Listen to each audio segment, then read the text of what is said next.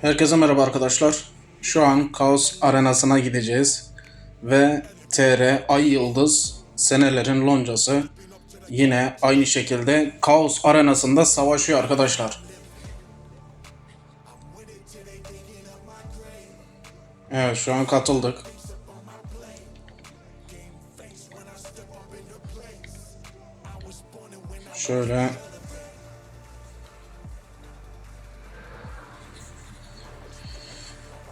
Şöyle bir gidelim. Krallığa bakalım. Şu an Eko üstte savaşıyor. Eko zaten beni şaşırttı. Yine herhalde kale satın almış. Güzel bir kalesi var. Şunu diyebilirim. Full artı full olabilir. Çok üst düzeyde bir kale arkadaşlar. Bundan önce de almıştı. Ama onda aksaklıklar vardı, eksiklikler vardı. Şu an güzel bir kale satın almış. Şöyle. Zaten bu lider görünümü falan yeni çıktı.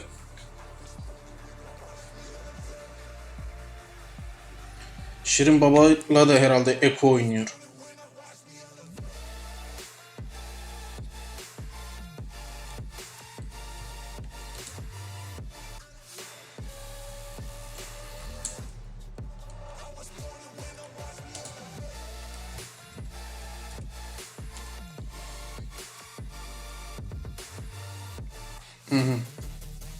Biz geldik, Eko da gidiyor.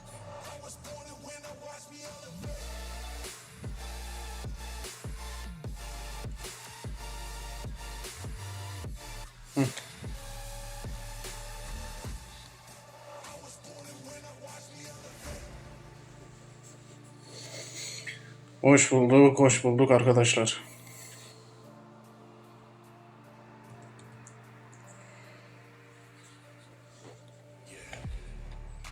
O an iki içtimalarına katılsaydık. Şimdi şöyle bir yakına bir yere geçeyim de.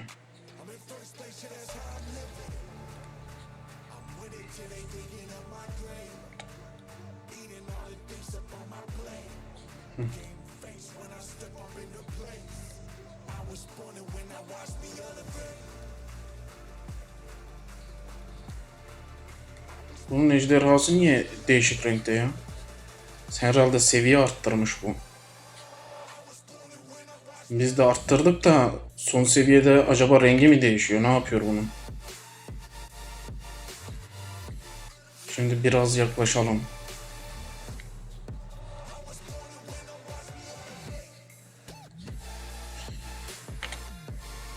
Şimdi şuna da bir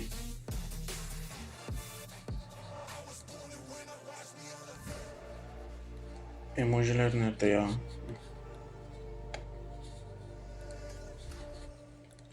Nerede ne savaş yapıyorlar? Şöyle bir bakalım arkadaşlar. Evet, saldırı hisarlarını almışlar. Şu an TR loncası arkadaşlar senelerdir bildiğim, gördüğüm, birlikte oynadığım loncalardan biri. Aynı krallıkta da oynadık. Eko bildiğiniz canavar gibi bir adam. Ne yapacağı belli olmaz arkadaşlar. Ki zaten son zamanlarda daha fazla hareketlendiler ve çıtayı yükselttiler. Bunu rahatlıkla söyleyebilirim. Zaten loncaya da değer veriyorlar arkadaşlar. Şimdi Şirin Baba acaba ne istemiş? 120, 80, 80.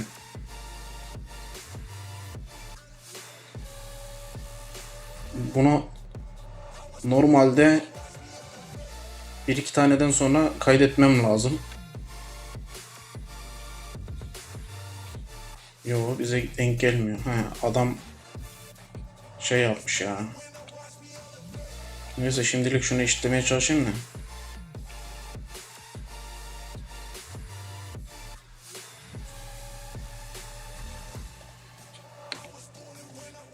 Şimdi Şirin Baba'da kim oynadığını tam olarak bilmiyorum. Onda da Eko yazıyor. Acaba Eko hepsiyle birlikte mi oynuyor? Orasını bilemem ama Şirin Baba da son derece kaliteli bir oyuncu. Şöyle söyleyeyim. Arkadaşlar, kale satın almak farklı bir mesele. Kaleyi sıfırdan yapmak ayrı bir mesele. Buraya parmak basıyorum. İyi anlayın. Şirin Baba kaleyi sıfırdan kendisi yaptı diye biliyorum ben. Çünkü çoğu yerde denk geldi, gördüm. KVK'da falan aynı krallığa düştüğümüz de oldu. Bu arkadaşımız kalesini kendisi yaptı diye biliyorum ben. Ve çok güzel bir şekilde kalesini yükseltmiş. Aslında Türklerde en üst düzeyde oynayabileceğini bu loncada gösteriyor. Hani başka loncaları tam olarak bilmem ama bu lonca benim bildiğim en üst düzey olarak oynayan bir lonca. Bunu farklı yollardan yapılabilir mi? Bu yapılabiliyor. Nasıl? Gidersin işte loncanı bir aile loncasına sokarsın. Onlarla birlikte oynarsın. Onlar kaptan gönderir size, full kaptanlar falan. Aynı şekilde aynı oyunu oynarsın. Ama burada olay farklı. Hem kaleyi sıfırdan yapan, son seviyeye getirenler var. Hem hareketliliği arttırıp sonuna kadar giden, en üst düzey kale satın alan insanlar var. Burası dediğim gibi bu lonca çok iyi, güzel bir lonca. Bireysel olarak insanların birbiriyle arasındaki mevzuları, şeyleri bilemem arkadaşlar. Ama lonca olarak sadece oyun anlamında değerlendirdiğimiz zaman Türk loncası olarak bu lonca boyutu en ileriye taşımış olan bir lonca. Bunu söylemiş olayım. Dediğim gibi Kaos Arenası'nda zaten her zaman burada savaşıyorlar. Sizin de bilginiz olsun. T5'iniz varsa, şimdi biz katıldık aslında da şurayı şurada tutayım bari de. Şimdi T5'iniz varsa arkadaşlar, Kaos savaşlarında loncanın kapısında yatabilirsiniz. Boşluk olduğunda zaten alırlar. Size yardımcı olmaya çalışırlar arkadaşlar. Böyle güzel bir lonca. Bunu söylemiş olayım. Şimdi baktığınız zaman dediğim gibi, atıyorum şurada Temur falan var. Bunlar da tamam kendileri falan yapıyorlar da Türk oyuncuların sıfırdan yapıp da böyle yabancı oyuncularla yarışıyor olduğunu görmek, atıyorum, çok çok iyi bir durum bence. Etrafınızda göremezsiniz yani, böyle loncanızda adamlar vardır, kaptanlar vardır ama üst düzey değillerdir. Eskiden bizler de belli bir yere kadar, belli bir süre zarfında her şeyi takip ede geldik. Ama bir yerlerde bekledik, durduk, oyunun gidişatı nereye varıyor, bunlara baktık. Ama ben Eko'da mesela o duruşu, ben bekleyişi sanki hiç görmedim. Sürekli kaleler satın aldı. Bir ara 4-5 tane dediğim gibi full kalesi vardı. Yani full dediğim şampiyon ve güçlü kalesi. En son imparator aldığını görmüştüm. Ondan sonra da belli bir süre elinde değildi. Sanırım satmıştı. Ama bu sefer fulllemiş. Şimdi Şirin Baba da tabii bu desteğiyle birlikte o da birbirlerine destek oluyorlar diyeyim. Şimdi bir loncada bir tane adamın sürekli milleti sırtında taşıması var. Bir de ayrıyeten başka bir arkadaşının sana öncülük edip senin elin kolun olması var arkadaşlar. Bu loncada bence böyle bir destek var. Ondan dolayı birbirlerini sürüklüyorlar. Yani çok iyi bir durum bence. Bence çok iyi bir durum arkadaşlar. Öyle söyleyeyim. Şimdi Şirin Baba'nın vurmasını bekliyorum.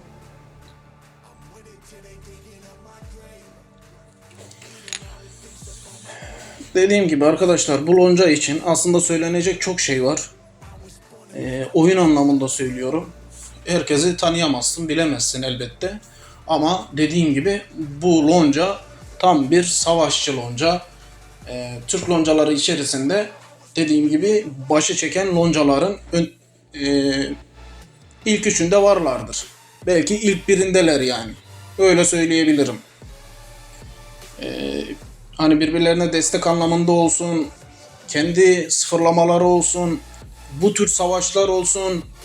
Tamam, başka loncalar da gidiyor kaos arenalarına falan ama atıyorum 5 tane 6 tane kaptan çıkaramıyorlar hisarlara. Bağlantı ambarlarına falan işte üst bölgesine bu kadar çok sayıda atıyorum şey çıkaramazlar. Kaptan çıkaramazlar. Çünkü Türklerde böyle bir şey var. Biri çekiyor başı, diğerleri oynuyor. Bana ne oynatacak? Bizim kaptan bize ne oynatabilir? Böyle baktığı için yürünemiyor. Öteki kaptan da sonra sıkılıyor. Ya başka loncalara gidiyor ya oyunu bırakıyor. Böyle muzdarip yaşayanlar çok. Bunu söylemeliyim arkadaşlar. Ki bunlardan biri de ben olabilirim. Fazla dile getirmek istemiyorum ama böyle durumlarımız maalesef çok. Yabancılar gibi oynayamıyoruz. Bu lonca tam bir yabancı sisteminde oynuyor. Şirin Baba çıktı. Dediğim şey bu. Şirin Baba'nın ejderhası tam bir kırmızı ama Eko'nunki renk değiştirmiş. Herhalde seviyesinden dolayı onun rengi biraz değişmiş diye düşünüyorum. Yeni bir ejder şey çıkmadı. Ordu teması gelmedi mesela. Yakında belli olur yani. Biz de kendi ejderhamıza bir iki seviye attırdığımızda fark ederiz onu. Evet. Bizden de aldılar yani. Lan Adrian. Adam şey çakmış ya. Piyade V çakmış.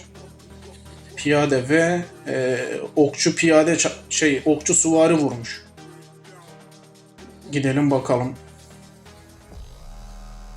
Şunu ilk önce almışız. Menzil kare. Evet, başa baş gibi bir mevzu var. Arada fazla kudret farkı yok. Şöyle kendiniz bakın yoldaşlara. Burada içeride araştırma hala yapılmamış.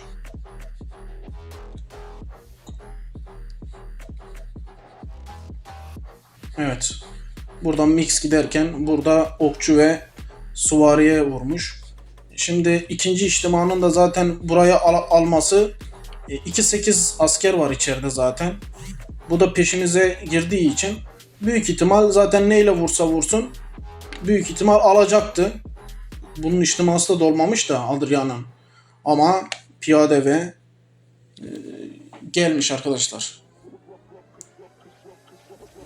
Yani ekipmana bakarak aslında birçok şeyi anlayabilmeniz lazım. Zaten benim de çabam bu yönde. Yani o kadar ahım şahım rapor mevzusu olmasına gerek yok. Dediğim gibi böyle baktığınız an şu an gördünüz değil mi?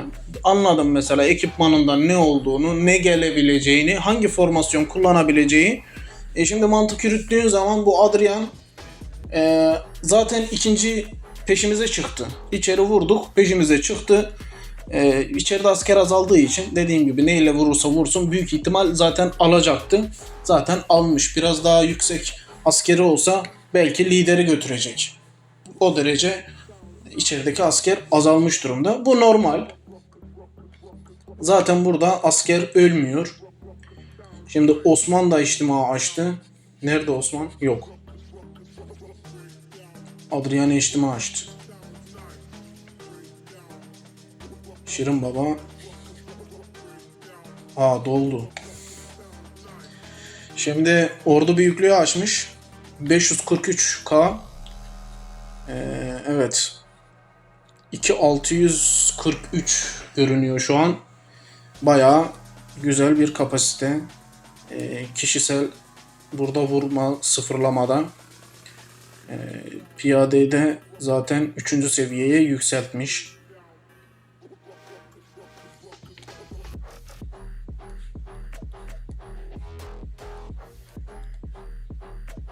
Evet. Piyade ve süvari almış içtimai. Tabii biz katılamadık. Temur gidiyor, bizim Temur.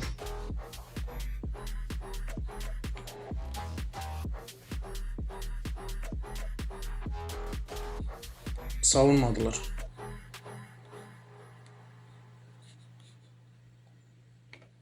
Adrian zaten şu an üstten askerini çekti. Başkası geldi, liderini geri yaptı. Büyük ihtimal iptal edilecek içtima. Ya da vurulsa da zaten büyük ihtimal boşuna vurulur. Adamın kudreti 2.100 küsur.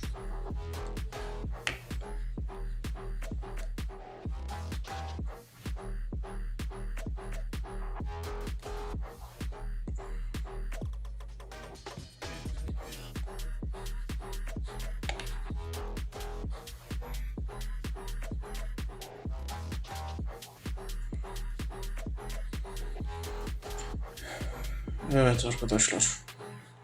Bolonca'da zaten tanıdık da çok. Şöyle mesela şurada muhafız vardı. Muhafıza da değinmeden gitmeyeyim. Benim videolarda zaten var. Sıfırlama videolarında bizde oynadı muhafız. Şuradan hızlı dolduralım demiş. Ne yapmış bu?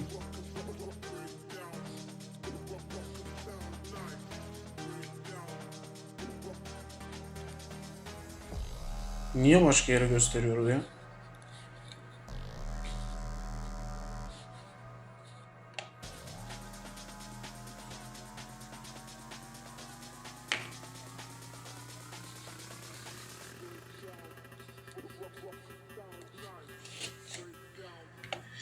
Neyse şöyle bir bakalım nereler alınmış. Şurada içtima gidiyor. Kim tutuyor burayı? Evet, Eko tutuyormuş. Ne istemiş buraya? Zaten burası full. 31 tane katılımcı sayısını doldurmuşlar. Buraya katılamadık. Şuraya Ömer tutuyor. Ömer de burada.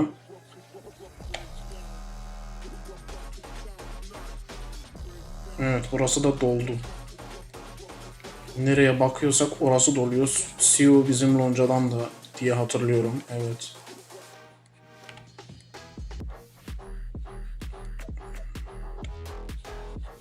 Metehan 27'yi bir yerlerden hatırlıyorum. Ciddeli 37. Şöyle bakın arkadaşlar. İleride Konyaalım. Lan Konyaalım. Hani sen oyunu bırakacaktın ya? Bizim loncadan oyunu bırakacaksın diye ayrıldı. Burada takılıyor ya. De ki ben lonca değiştireceğim. Kim sana gitme diyor. Neyse. Biz de sanıyoruz arkadaşlar oyunu bırakmış ya. Halbuki en az 5 sene oynamıştır bizle. Buraya da katılamadık.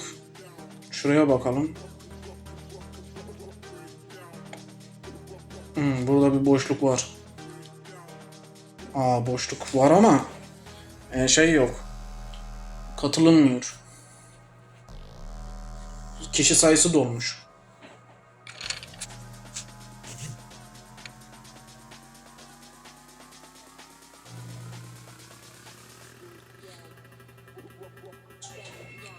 Şu an Şirin Baba yine bağlantı ambarına içtima gönderiyor.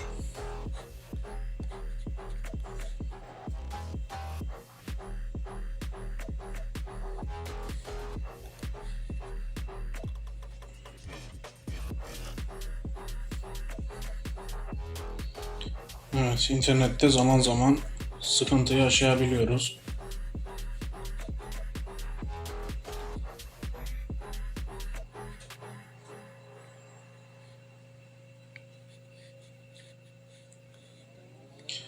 Şimdi arkadaşlar şöyle Kaos arenasında eğer ki loncaya katıldınız, offline olursanız kapıda birçok insan beklediği için online oyuncu lazım olduğu için sizi loncadan atabilirler. Böyle bir konu var. Bilginiz olsun. Offline R1'ler normalde atılır arkadaşlar. Online olduğunuzda geri gelir savaşırsınız, savaşa katılırsınız, o ayrı. Ama pasif olarak beklerseniz, oyundan çıkarsanız şimdi adamlar orada aktif olarak savaşıyor. Sen şeyden çıkarsan, o aktiflikten çıkar, ihtimalara asker atmazsan o anda senin yerini aktif adamla değiştirirler. Black Tiger. Bu eleman da güzel. En son bizim üst savaşımızda gelmişti. Evet.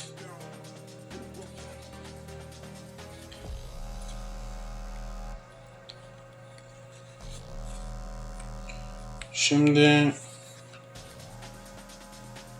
SG'de evet Timur'la çarpışıyoruz yani. Timur'un eksiklikleri var diye biliyorum. Evet, kutsamada falan var. Ekipmanda var. Şirin Baba'nın ekipmanı Timur'dan daha iyi.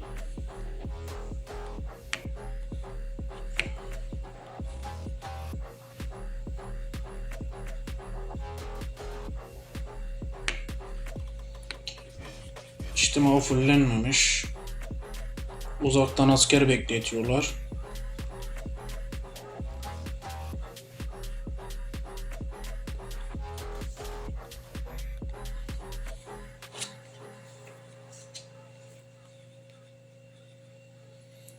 Evet arkadaşlar, ordu temalarından sonra ilk kaos ve ilk böyle ahım şahım bir şeylerin artık ortalıkta dolandığı bir yerdeyiz. Artık yavaş yavaş ejderhalar, işte o aslan, şanlı aslan gibi şeyler ortalıklarda koşturmaya başlamış. Tam dediğimizde aslan koşturuyor. Önünde ceylan var mı acaba bilmem. Neyse, aslında güzel ama şöyle odaklandığın zaman çok fazla para demek. Şimdi bir tane iki tane almayla bu bitmiyor. Yıldızlama şekli gelmiş şurada. Şurası. Artık burada ordu temalarının yıldız sayısı diye bir şey gelmiş arkadaşlar. Şunu geçtim. Dekorasyon seviyesi. Bir de aşağıda bu gelince iş değişti. Şimdi burada hem kale seviyesini yükselt, hem eser seviyesini yükselt, hem dekorasyon seviyesini yükselt, hem ordu tema seviyesini yükselt. Aşağı kadar geliyor. Acaba bir sonraki ne? Şimdi bu geldiyse yarın öteki gün tekrar farklı bir ordu teması gelir. Evet. Alamadık.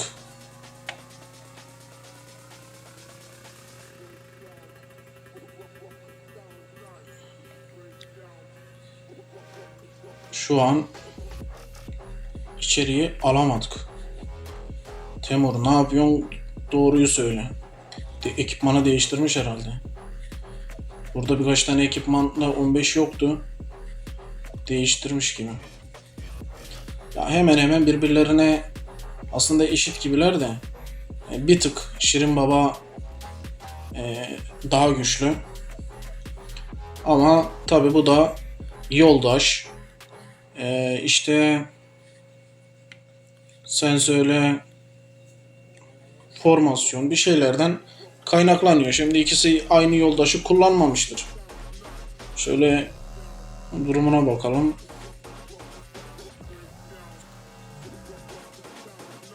Evet. Şurada bununki Temur'unki mix giderken bizde Şirin Baba'da okçudan sonra piyade daha fazla ölmüş.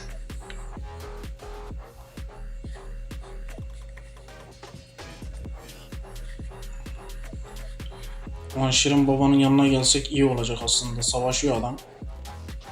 Dur şunun yanına gelmeye çalışayım.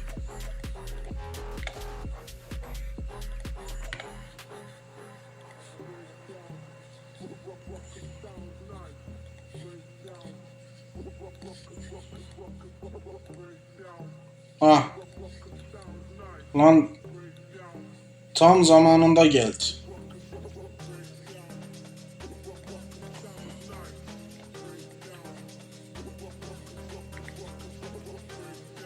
Ne istiyor? 80 60 60.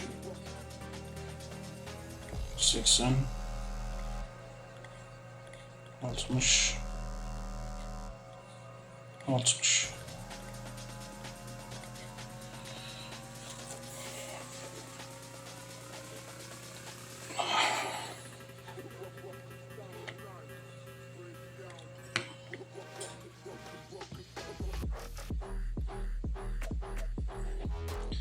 Kaos arenasında arkadaşlar ya güçsüz adam bulmak zaten zor.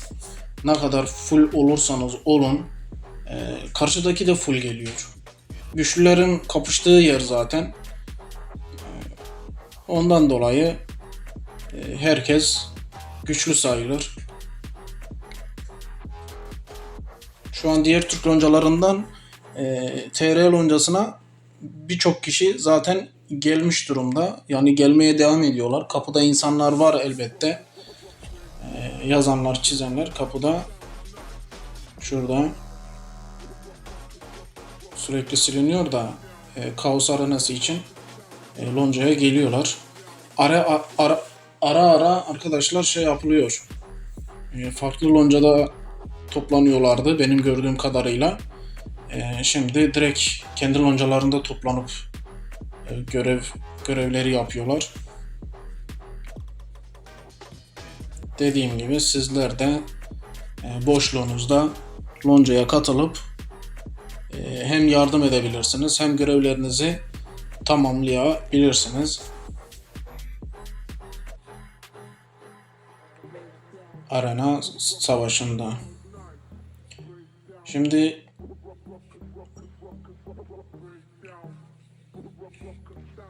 Ejder'le ilgili ve Şanlı Aslan'la ilgili aslında bir soru alıyorum sürekli.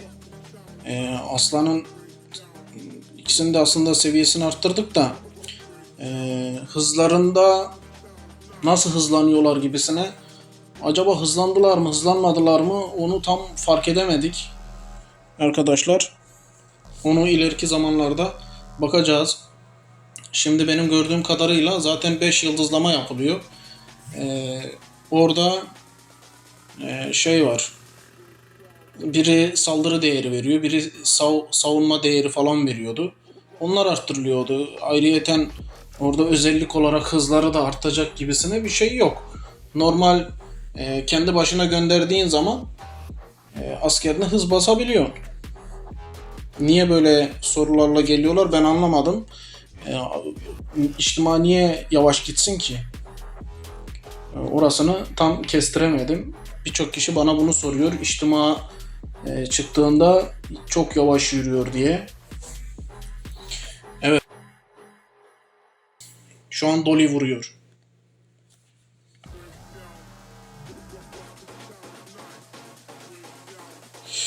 Adam 4-4-2 geliyor. Benim gördüğüm kadarıyla 4-4-2 geliyor. Dolly yavaş vur Dolly bize. Adam aldı.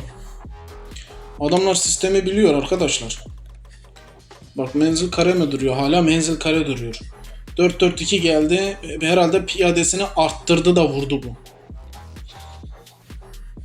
Evet, tam 4-4-2 gelmiş. Aslında burada piyadesini arttırmış da niye bu şekilde olmuş ki? Bir dakika. Dolly. Üzerinde süvari ekipmanı yok. Yani süvari ekipmanı böyle ahım şahım bir şeyi yok ya. Nasıl böyle? Ha doğru ya, bu taraf bizim ya. Pardon şurası. Evet. Kusura bakmayın arkadaşlar. İftarı yaptık biz de. Savaş mavaş girdik anlatıyoruz ama artık yapacak bir şey yok. Ramazan'ın ta ortalarına geldik. Biz de sıkıntı çekebiliyoruz. Olabilir böyle şeyler, normal. Şimdi dediğim gibi 4-4-2 vurdu. Zaten piyadeye arttırmış. Bu şekilde de yedi. İçeriği de zaten 4-2-4 gibi bir şey tutulmaya başlamış artık. Adam istediğin kadar menzil tut. Menzil karede tut. Adam piyade vurmuş. Ve piyadesi fazla. İçeriye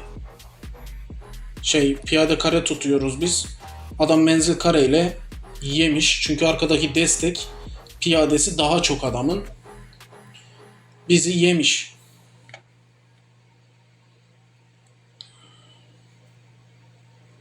Evet. Ya burada belki işi biraz düzeltebilirdik ama süvari çok bizde. Şurada süvari çok olmasaydı bir nebze adamı zorlardık ama süvari çok olunca adamı bu şekilde tutamazsın. Zaten menzil kare piyade kareyi yiyor, düşünün ya. Eski sistem falan filan diye bir şey yok artık. Menzil kare piyade kareyi yiyor. Süvari kare menzil kareyi yiyor.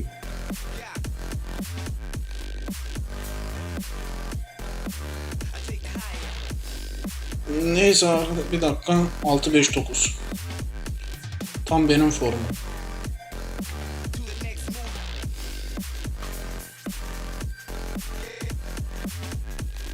Aa.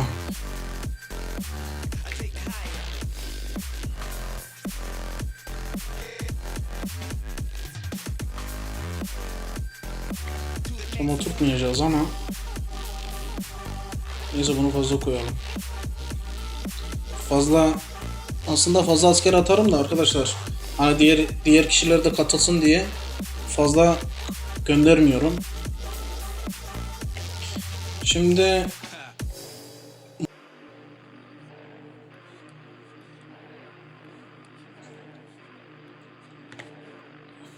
evet. Yani sağlam ya,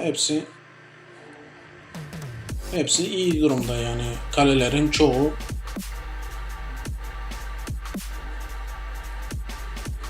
Evet. Yani artık oyuncular kendilerini aşmış durumdalar.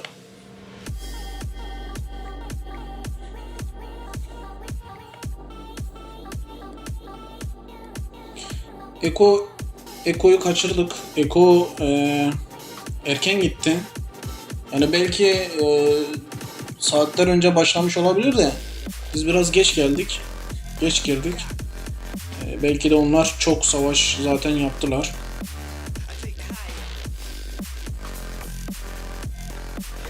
Şu an çıktık geliyoruz. Ne tutuyor bakalım. Evet, normal tutuşunu tutuyor.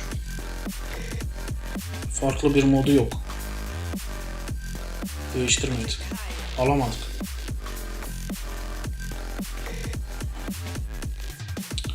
Alamadık çünkü dediğim gibi arkadaşlar bu adamlar sağlam. Yani kafa yapısı olarak bu adamlar sağlam. Şimdi biz de çoğu zaman denk geldik de öyle bir oyuncular var ki ekipmanı senden güçsüz ama seni yenebiliyor, sana çok fazla sıkıntı çıkarabiliyor. Bu gibi durumlar var. Bu adamlar şimdi 50 tane yer dolanıyor. Bir savaş başlıyor atıyorum. bir üst savaşı oluyor. Adamlar 50 tane yer dolanıyor. Bir bakıma normal yani.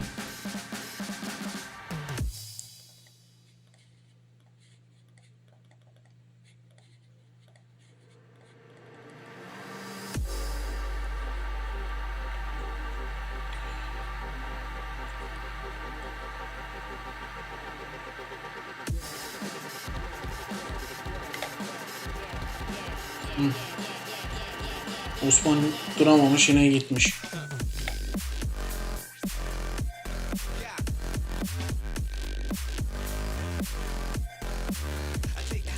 Şurada bir arkadaş var. Evet. Normal. İş yapar tarzda. Kendi çapında. Arkadaşlar. Bir Şirin Baba, Eko gibi falan olmasa da kalesi iş yapar. Şimdi dışarıdan görünüşte tıkladığında daha sert bir yapı bekleyebiliyorsun kalenin içeriğini, ama dışı daha sert görünüşlü diyebilirim. Çünkü 3 level yapmış. Kale teması falan bildiğin dışarıdan böyle full kale gibi görünecekmiş tarzda. Temur, sen bu adamı nasıl alacaksın bakalım. Ha, bu içeriği yenilemedi tabi. Aynı duruyor. Boşalttı mı burayı ya? Ne oluyor? Boşaltmış.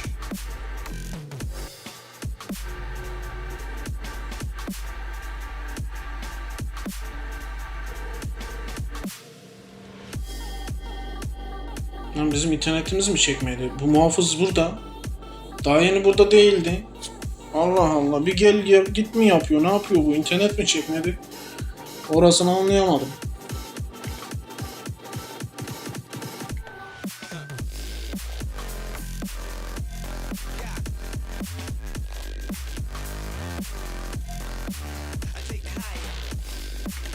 Bir de vuruşa bakalım. Evet. 66'ya 87.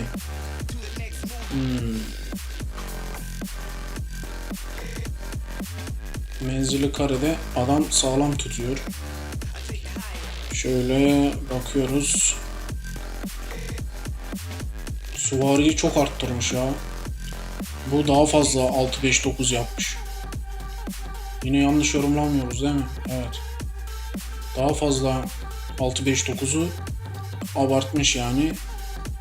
Bizimki normal olmuş. Böyle 8-4-8 gibi bir şey olmuş bizimki. Onunki süvarisi daha çok olmuş. Ondan dolayı yemiş. Çünkü menzil kareden sonra senin önüne piyade geliyorsa, süvari geliyorsa, süvari çok bunun da piyadesine vurmuş. Olan şey ortada. Ondan dolayı almış arkadaşlar. Şimdi gitti. Bizimki gitti. Dolly. Gördünüz değil mi arkadaşlar? Dolly'den Dolly'ye vurduk ama Dolly sağlamdı yani. Dolly bizi yedi diyebilirim. Çünkü dediğim gibi adam bayağı sıkıntılı. Bazı oyuncular böyle çok fazla sıkıntı yaratırlar. Güçlü olsun, güçlü olmasın, zorlayacak tarzda oyuncular elbet var. Bilseydim ben de full atardım. 200k attım ama eksik var.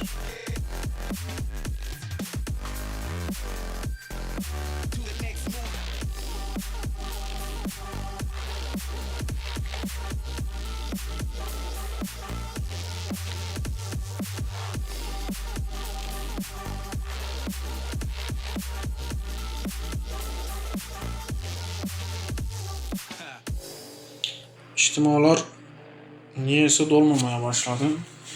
Olur arkadaşlar, böyle şeyler olur ya. Her loncada içtima doluyor, dolmuyor. Böyle mevzular olabilir. Bu aslında loncanın iyi ya da kötü olduğunu hiçbir zaman göstermez. Ben bunu söyleyeyim size. Her loncada böyle şeyler var. Adamlar şimdi sabahtan beri savaşmıştır, saatlerce savaşmıştır. Şimdi bir iki içtimada biz geç gelmişizdir. Gördüğünüz gibi Ekko da gitti zaten. Adamın işi gücü var, çık gitti. Burada bir yerde savaşıyoruz. Böyle durumlar normal.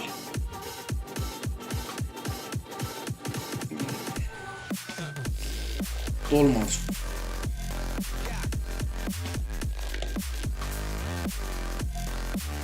İçeriği niye gözetlemiyorum onu da anlamadım. O 11 bir tane 11K'sı var, evet. Hatırladım.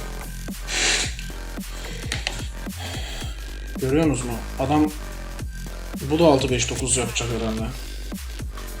659 yapacak çünkü bunu buraya koymuş. Bu burada. Gargantua burada. Şurada buz kanat var. Kılıç diş. Dediğim gibi niye okçusunu fazla arttırmış?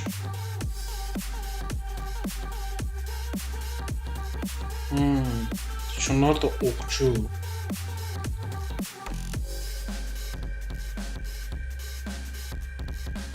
Evet.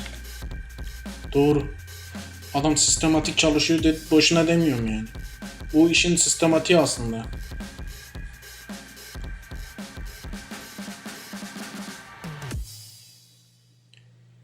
Okçuyu arttırmış. Süvarinin de yoldaşlarda süvari şeklinde. İçeriği de okçu arttırmış. Okçu daha çok.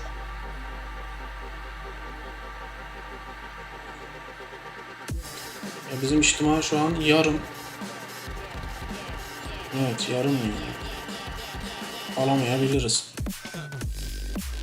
Peki biz neyle gidiyoruz tam olarak? Aynı ya, pek değişen bir şey yok.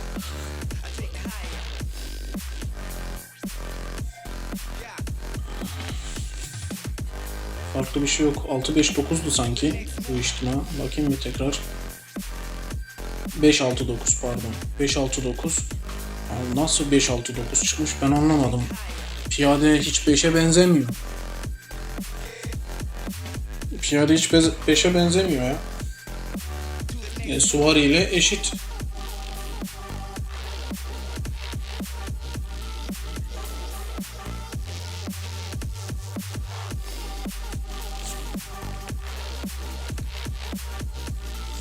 Evet, hızlandı, vuracak. Yine mi dağıttı acaba? Çok fazla ok gidiyor içeriden.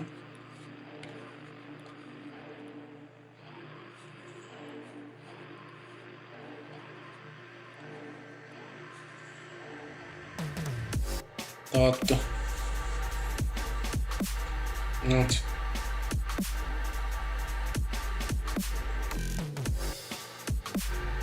Ekipman değişmemesinden belliydi yani, belli bir yerde.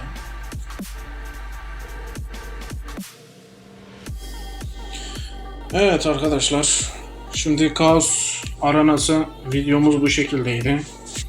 Dediğim gibi hem Kaos Arenası'nı hem de TRT loncasını aslında size göstermek istedim. Çünkü burada dediğim gibi değerli oyuncular var bana sorarsanız.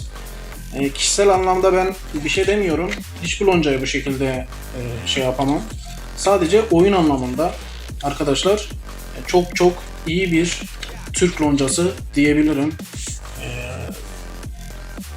Çoğu kişi burada para yatırmış durumda. Bu dışarıdan bariz görünüyor arkadaşlar. Yani kimsenin hakkını yiyemeyiz. Gördüğünüz gibi zaten hisarları almışlar. Hisarları almışlar bu şekilde. Lonca'nın görünümünden zaten bazı şeyler belli. Festivali olsun, işte arenası olsun. Güzel bir lonca. TR loncasına destek vermenizi isterim. Dediğim gibi emeği olan insanlara arkadaşlar destek verin. Ben sadece bunu söylerim. Hani oyun anlamında oynuyorsanız emek sarf eden insanları Kaçırmayın. Desteklerinizi görsünler. Burada zaten canavar puan sistemleri falan yazıyor. Kaç puan olduğu. Normal şekilde de loncaya katılabilirsiniz arkadaşlar. Yardımcı olabilirsiniz. Böyle loncanız falan büyükse de isterseniz liderle ya da ekoyla falan da görüşebilirsiniz. Hani aile loncası olmak için olsun, başka krallıkta denk gelebilirsiniz. Aynı şekilde yani bir şekilde müttefiklik, aynı krallıkta olup savaşma anlamında falan bir şekil yapabilirsiniz. Şimdi muhafız bize Temur duramıyor ya. Adam vuracak illa.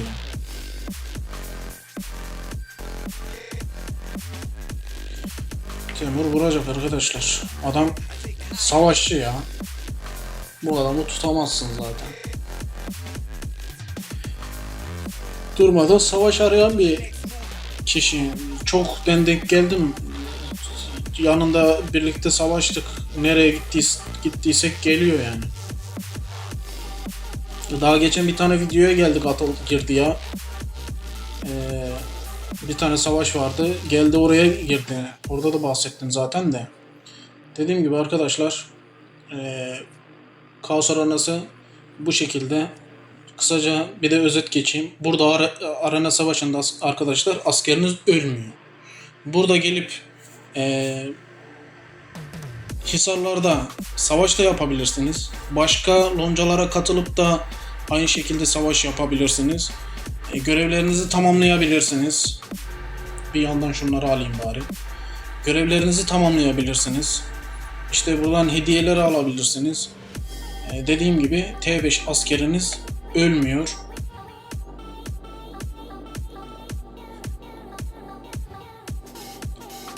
Ya da loncanızın canı sıkılıyor. Arkadaşlarınızı alın gelin.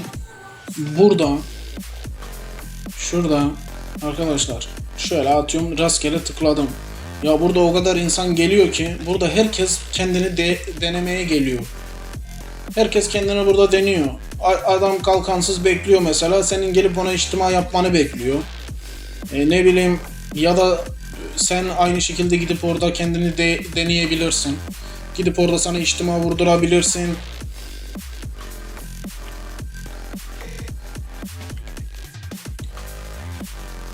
Dediğim gibi burada da Türk loncası var. Gelmiş mesela takılıyor. Tabi buna içtima vurmazlar belki ama ya vursalar bile şey değil yani.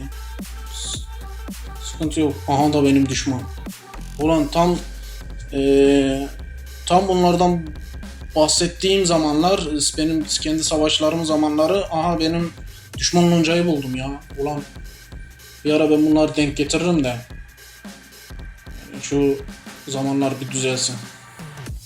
Bunlar 3 lonca bizim krallığı basmışlardı da diğer videolarda illaki denk gelecek arkadaşlar. Takip ediyorsanız, görüyorsanız. Onlarla savaşlarımız olmuştu. Dediğim gibi arkadaşlar, burada gelip kalenizi bırakıp isterseniz tuzak olarak size vurmalarını sağlayın. Ya da gelin burada kalelerinizi deneyin. Mix olsun, tek tip olsun. Herkes buraya gelmiş. Adam kovan vuruyor. Loncasının hepsini buraya getiriyor. Atıyorum mesela. Adam loncasını buraya getiriyor. Keyfine millet takılıyor burada ya. Şuraya bakın. Dolu zaten. Aha. İbrahim'i de görmeseydik olmazdı.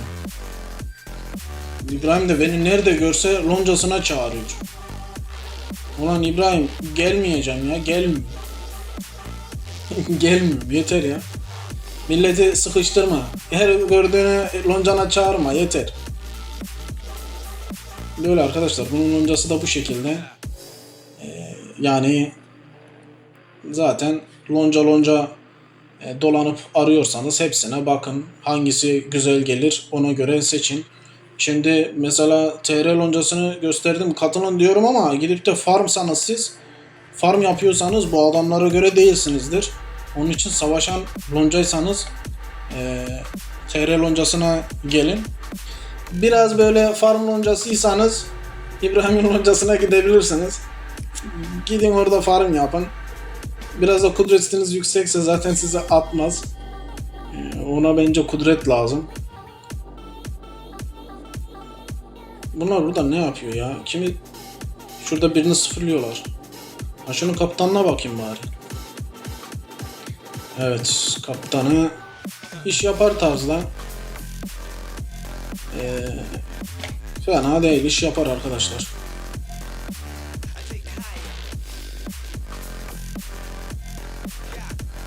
Şuna da... Ha, bu değil. Bu normal. Çok çok normal.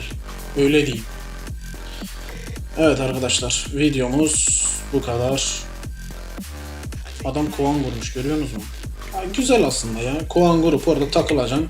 Ama tabii kalkanına dikkat etmen lazım. Bir de revire tüm askerlerin girdi mi gelişin içinden çık. Buna da dikkat edin tabii.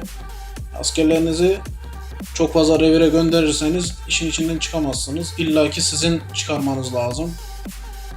Ona göre dikkatli olun arkadaşlar. Zaten birkaç gün sürüyor savaş. Keyfine bakın. Ben her zaman müsait olup gelemiyorum. Ama kendi halinize loncanız gelmese bile kendi başınıza dediğim gibi bu işleri yapıp gelip savaşabilirsiniz. Eğlenebilirsiniz. Bu şekilde videomuzdu. Arkadaşlar kendinize iyi bakın. Sağlıcakla kalın.